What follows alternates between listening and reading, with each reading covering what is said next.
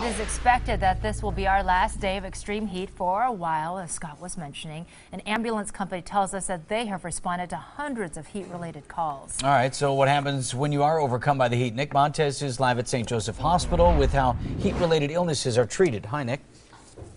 Hi, yeah, the hospital has seen quite a few patients who have had heat-related illnesses. I'm joined by Lisa Hubbard, who is a nurse practitioner.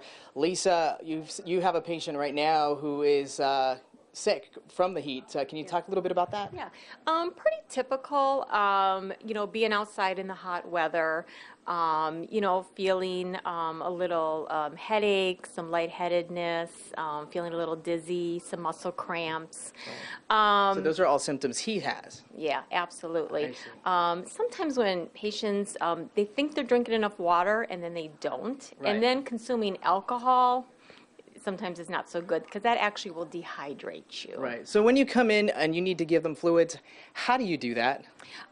If a patient is a little bit more what we call moderately to severely dehydrated, then we'll need to give them fluids intravenously or through the IV.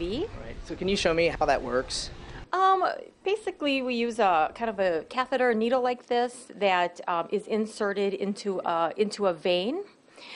We actually take the needle out. We do not leave the needle in. What is left is a flexible catheter.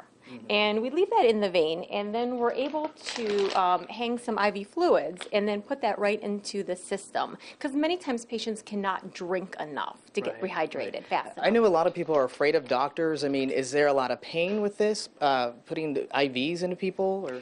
It's not that bad. It's like a little needle stick. It's not bad at all, and it's kind of one of those things where you're going to just feel so much better. So we usually don't get too much pushback from the patients. Right. And what about the hospital stay? I mean, how much fluid do you give them, and does that depend on that?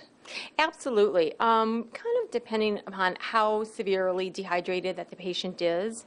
Most people, if they're just slightly dehydrated, one of these would be plenty, maybe two. For children, we kind of base that on a calculation. We base it on their weight. Right. So stay hydrated, stay cool, and keep an eye on your kids. Absolutely. All right. Thanks, Lisa, for being with us this morning. Let's send it back to you guys in the studio.